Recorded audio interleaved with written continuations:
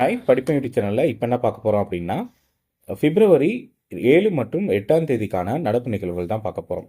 இதில் முதல் நடப்பு நிகழ்வாக என்ன இருக்குது அப்படின்னா, ஸ்கில் இந்தியா திட்டத்தை தொடர 8000 கோடி 8000 கோடி ஒதுக்கீடு அப்படின்னு சொல்லி மத்திய அமைச்சரவை ஒப்புதல் அப்படின்னு சொல்லி கொடுத்துருக்காங்க. சரி, இதில் என்ன கொடுத்துருக்காங்க அப்படின்றத பார்த்துருவோம். தேசிய திறன் மேம்பாட்டு திட்டமான திறன்மிகு இந்தியா ஸ்கில் இந்தியா திட்டத்திற்கு அடுத்த ஆண்டு இறுதி வரை 8800 கோடி ஒதுக்கீடு செய்யறதுக்கு மத்திய அமைச்சரவை ஒப்புதல் தெரிவிச்சிருக்காங்க. இந்த ஸ்கில் இந்தியா திட்டத்தை பத்தி யார் சொல்லியிருக்கா அப்படின்னு சொல்லி பார்த்தோம் அப்படின்னா, மத்திய செய்தி ஒலிபரப்புத்துறை அமைச்சரான அஸ்வினி வைசோ அவர்கள் தான் இதை பத்தி சொல்லியிருக்காங்க. இது ஒரு 4 திட்டங்களை முன்னிலைப்படுத்தி சொல்லியிருக்காங்க. என்னென்ன திட்டம் அப்படின்னு சொல்லி பார்த்தோம் அப்படின்னா, பிரதமரின் திறன் வளர்ச்சி திட்டம், அதாவது PMKVY அப்படிங்கிறது 4.0 அப்படின்னு சொல்லியிருக்காங்க.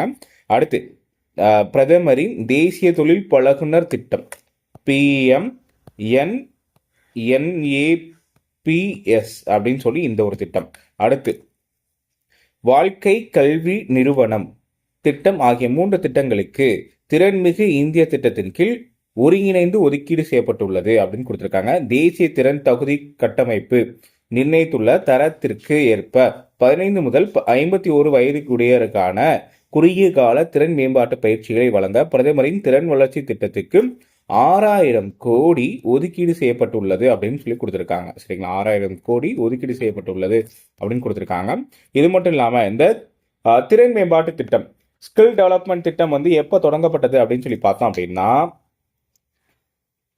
ஜூலை 15 2015 தொடங்கினாங்க. ஜூலை 15 2015 தான் தொடங்கினாங்க. இதை தொடங்கி வச்சவர் பிரதமர் மோடி அவர்கள் தான் தொடங்கி வச்சாங்க. சரி, ஜூலை 15 யாருடைய பிறந்த நாளா கொண்டாடிட்டு இருக்கோம்? எஸ், நம்மளுடைய காமராஜருடைய பிறந்த நாளா கொண்டாடிட்டு இருக்கோம். சரிங்களா, காமராஜர் அவர்களுடைய பிறந்த நாள் தான் ஜூலை 15. சரிங்களா, சரி, இதை நம்ம என்னவா தமிழக அரசு கொண்டாடிட்டு இருக்கு அப்படின்னு சொல்லி பார்த்தோம் அப்படின்னா, கல்வி வளர்ச்சி நாளா கொண்டாடிட்டு இருக்கு. அதாவது எஜுகேஷன் டெவலப்மெண்ட் டேயா கொண்டாடி இருக்கு. இதுவே நம்மளோட இந்தியா என்னவா கொண்டாடிட்டு இருக்காங்க அப்படின்னு சொல்லி பார்த்தோம் அப்படின்னா, வேர்ல்டு யூத் ஸ்கில் டே அப்படின்னு சொல்லி கொண்டாடிட்டு இருக்காங்க. ஸ்கில் டே அப்படின்னு சொல்லி கொண்டாடிட்டு இருக்காங்க காமராஜர் பிறந்தனால. சரிங்களா, இது எல்லாமே எக்ஸ்ட்ரா டேட்டா, இதெல்லாம் ஞாபகம் வச்சுக்கோங்க. ஸ்கில் இந்தியா திட்டம் எப்போ தொடங்கப்பட்டது அப்படின்னா, ஜூலை 15 2015 பிரதமர் மோடி அவர்கள் தான் தொடங்கி வச்சாங்க. ஜூலை 15 அப்படிங்கிறது என்ன நாள் அப்படின்னு சொல்லி பார்த்தோம் அப்படின்னா, கர்ம வீரர் காமராஜர் அவர்களுடைய பிறந்த நாள். சரிங்களா, அதை நம்ம என்னவா கொண்டாடிட்டு இருக்கோம் அப்படின்னா, எஜுகேஷன் டெவலப்மெண்ட் டே, அதாவது கல்வி வளர்ச்சி நாளாக கொண்டாடிட்டு இருக்கோம். இதை நம்ம இந்தியா என்னவா கொண்டாடிட்டு இருக்கு அப்படின்னா திறன் மேம்பாட்டு மற்றும் தொழில் முனைவோர் அமைச்சகத்துக்கு கீழே தான் இது செயல்படுது. வேர்ல்டு யூத் ஸ்கில் டேவா இது ஜூலை 15 கொண்டாடிட்டு இருக்காங்க. சரிங்களா, ஜூலை 15 வேர்ல்டு யூத் ஸ்கில் டேவா கொண்டாடிட்டு இருக்காங்க. 5 ஆண்டுகளுக்கு பிறகு வட்டி விகிதம் குறைப்பு யார் சொல்லியிருக்கா அப்படின்னா, ரிசர்வ் வங்கியோட ஆளுநர் சொல்லியிருக்காங்க. 5 இயர்ஸ்க்கு அப்புறம் வட்டி விகிதம் குறைக்கப்பட்டது அப்படின்னு. சுமார் 5 ஆண்டுகளுக்கு இடைவெளிக்கு பிறகு வங்கிகளின் வட்டி விகிதம், அதாவது ரெப்போ ரேட், இந்திய ரிசர்வ் வங்கி 0.2% குறைச்சிருக்காங்க. சரிங்களா, இது ரொம்ப ரொம்ப முக்கியமான ஒன்று. இதுக்கு முன்னாடி எவ்வளோ இருந்துச்சு அப்படின்னு சொல்லி பார்த்தோம் அப்படின்னா 6.50 இருந்தது. இப்போ 0.25 குறைச்சிருக்காங்க. சரிங்களா, இதனால் வீடு, வாகனம், தனிநபர் கடன் உள்ளிட்ட பல்வேறு கடன்களின் வட்டி வீதம் குறையும் அப்படின்னு சொல்லியிருக்காங்க. அதே நேரத்தில் வங்கிகளின் நிரந்தர வைப்பு தொகை, தொடர் வைப்பு தொகை, சேமிப்பு திட்டங்கள் வங்கிகளில் அளிக்கும் வட்டி குறைய வாய்ப்புள்ளது. கடைசியாக மே 2020 தான் இந்த வட்டி வீதம் எல்லாமே குறைச்சிருக்கு. எப்போ அப்படின்னா அந்த கொரோனா அப்ப. அதற்கு பிறகு இப்போதுதான் குறைக்கப்பட்டுள்ளது. 2023 பிப்ரவரியில் 0.25% உயர்த்தப்பட்டது. அதன் பிறகு மாற்றம் இல்லாமல் தொடர்ந்து வந்தது. இந்நிலையில் ஆர்பிஐ ஆளுநர் சஞ்சய் மல்கோத்ரா, இப்ப நல்லா ஞாபகம் வச்சுக்கோங்க, இவர் தான் ஆர்பிஐ ஆளுநர் சஞ்சய் மல்கோத்ரா. இதுக்கு முன்னாடி யார் ஆளுநரா இருந்தாங்க அப்படின்னு சொல்லி பார்த்தோம் அப்படின்னா, ஆர்பிஐயோட ஆளுநரா நம்முடைய சக்தி கந்தன் தாஸ் அவர்கள் இருந்தாங்க. சரிங்களா, அடுத்து இதற்கு பிறகு மாற்றம் இல்லாமல் தொடர்ந்தது. ஆர்பிஐ ஆளுநர் சஞ்சய் மல்கோத்ரா பதவியேற்ற பிறகு முதல் முறையாக ஆர்பிஐ நிதிக்குழு குழுவின் கூட்டம் மும்பையில் வெள்ளிக்கிழமை நடைபெற்றது. இந்த கூட்டத்தில் தான் இந்த வட்டி வீதத்தை குறைக்கணும் அப்படின்னு சொல்லியிருக்காங்க. சரிங்களா, இது ரொம்ப ரொம்ப முக்கியமான ஒன்று. ஓகே, அடுத்து பார்க்கப்படுறது என்ன அப்படின்னா, தாமிரபரணி கருமையாறு நம்பியாறு இணைப்பு கால்வாய் திட்டம். சரிங்களா, இதை இணைக்கிறத பற்றி யார் சொல்லியிருக்கா அப்படின்னு சொல்லி பார்த்தோம் அப்படின்னா, நம்முடைய முதலமைச்சர் மு க ஸ்டாலின் அவர்கள் பேசியிருக்காங்க. என்ன சொல்லியிருக்காங்க அப்படின்னு சொல்லி பார்த்தோம் அப்படின்னா, திருநெல்வேலி மாவட்டத்தில் மூளைக்கரைப்பட்டி, மூஞ்சிப்பட்டி, ஆயன்குளம், திசைவில்லை, தூத்துக்குடி மாவட்டத்தின் சாத்தான்குளம், எம்எல் தோரி சுற்று வட்டாரத்தில் மழை ரொம்ப குறைவாக பெய்யுமா. சரிங்களா? அந்த பகுதி எல்லாமே எப்பயுமே வறட்சியில தான் காணப்படும் அப்படின்னு சொல்லியிருக்காங்க. இதனால இந்த தாமிரபரணி, கருமையாறு, நம்பியாறு இந்த 3 கால்வாய்களையும் இணைக்கிறதுனால சரி இந்த 3 ஆறுகளையும் இணைக்கிறதுனால இந்த வறட்சி எல்லாமே நீங்கும் அப்படின்னு சொல்லியிருக்காங்க. இந்த திட்டம் எப்ப ஆரம்பிக்கப்பட்ட திட்டம் அப்படின்னு சொல்லி பார்த்தோம் அப்படின்னா, பிப்ரவரி பிப்ரவரி 21, 2009 இதுக்கான திட்டத்துக்கான அடிக்கலை நாட்டியிருக்காங்க நம்முடைய முன்னாள் முதலமைச்சரான கருணாநிதி அவர்கள். சரிங்களா? இந்த திட்டத்தை வந்து கருணாநிதி அவர்கள் முன்னாடியே வந்து அடிக்கல் நாட்டிட்டாங்க. இதுக்காக ஒதுக்கப்பட்ட தொகை எவ்வளோ அப்படின்னு சொல்லி பார்த்தோன்னா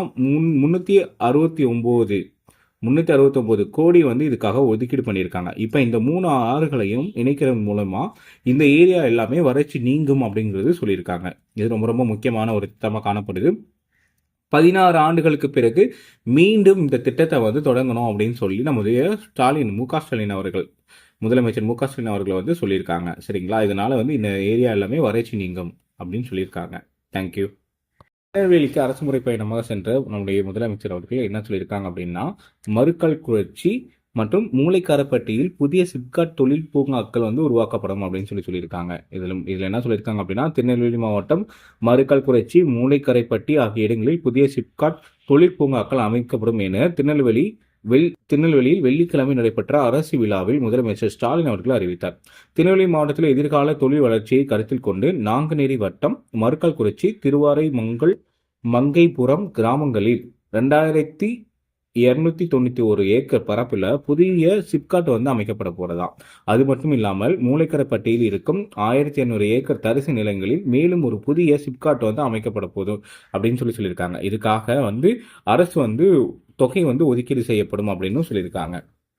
ஓகே, அடுத்து பார்க்க போகிறது என்ன அப்படின்னா, தமிழகத்தில் யானைகளின் எண்ணிக்கை 2961 உயர்வு. தமிழகத்தில் யானைகளின் எண்ணிக்கை 2661 உயர்ந்திருக்கு அப்படின்னு சொல்லி அந்த துறைக்குரிய அமைச்சர், வனத்துறை அமைச்சரான பொன்முடி அவர்கள் வந்து தெரிவிச்சிருக்காங்க. இதில் என்ன சொல்லியிருக்காங்க அப்படின்னா, யானை வழித்தடங்களின் ஆக்கிரமிப்பு மீது சட்டப்படி நடவடிக்கை எடுக்கப்படும் என்றும் அவர் கூறியிருக்காரு. சென்னையில் கிண்டியில் இருக்கக்கூடிய சிறுவர் பூங்கால 2 நாட்கள் நடைபெறும் யானைகள் திருவிழாவில் வனத்துறை அமைச்சர் தான் தொடங்கி வச்சாங்க. அதில் அவர் வந்து என்ன சொல்லியிருக்காங்க அப்படின்னா, வனப்பகுதியை விட்டு யானை வெளியேறாமல் இருப்பதற்காக, வனவிலங்குகளை வேட்டையாடுவதை தடுப்பதற்காகவும், வனங்களையொட்டி உள்ள பகுதிகளில் வேலி அமைப்பது பல்வேறு திட்டங்களை வந்து தமிழக அரசு வந்து செயல்படுத்தி வருவதாக சொல்லியிருக்காங்க.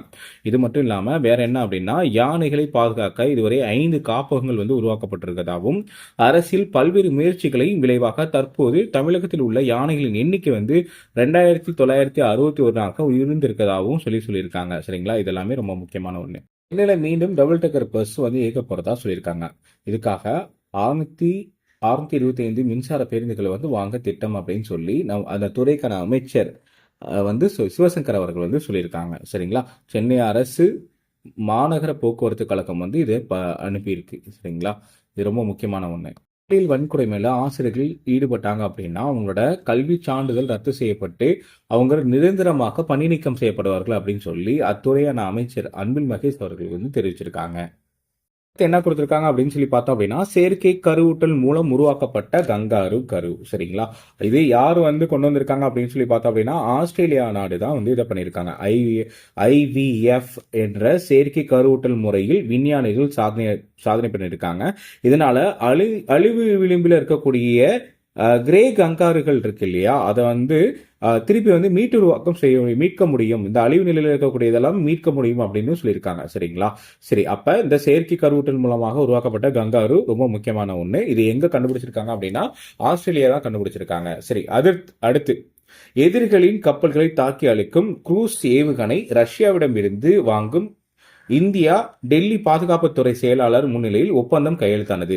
சரிங்களா? இந்தியா வந்து என்ன ரக ஏவுகணை வாங்க போகுது அப்படின்னு சொல்லி பார்த்தோம் அப்படின்னா, குரூஸ் ரக ஏவுகணை எல்லாம் வாங்க போறதா சொல்லியிருக்காங்க.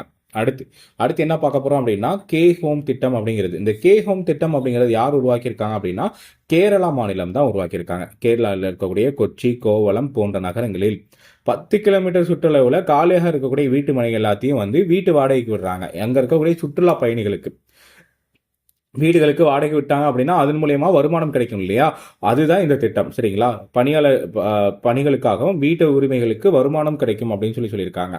இது வாடகைக்கு வர்றதுக்காக ஏற்படுத்தப்பட்ட ஒரு திட்டம் தான். இது கேரளா மாநில அரசு வந்து கொண்டு வந்திருக்காங்க.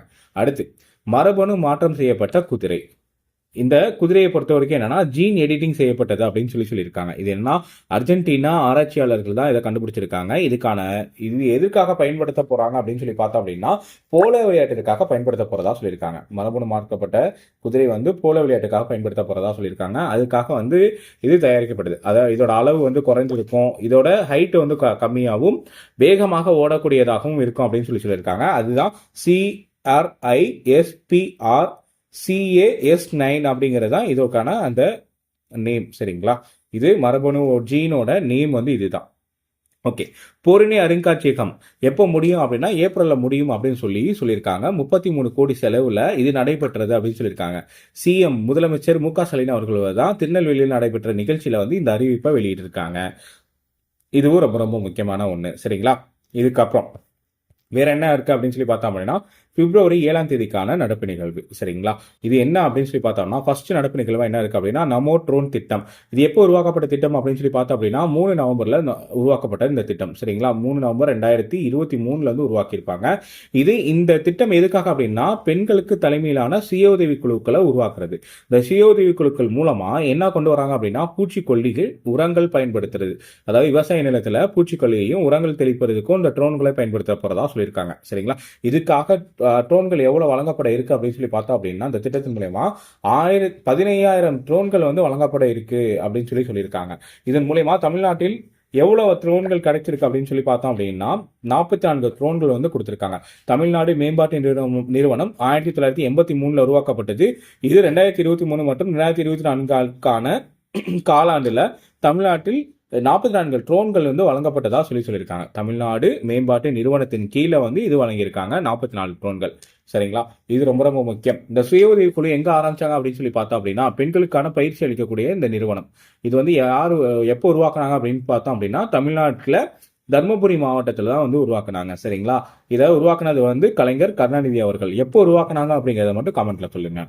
அடுத்து பார்க்க போறது என்ன அப்படின்னா வரலாற்றில் மிக வெப்பமான மாதமா இது இருக்க போகுது அப்படின்னா ஜனவரி இருக்க போகுது. அதாவது 2025க்கான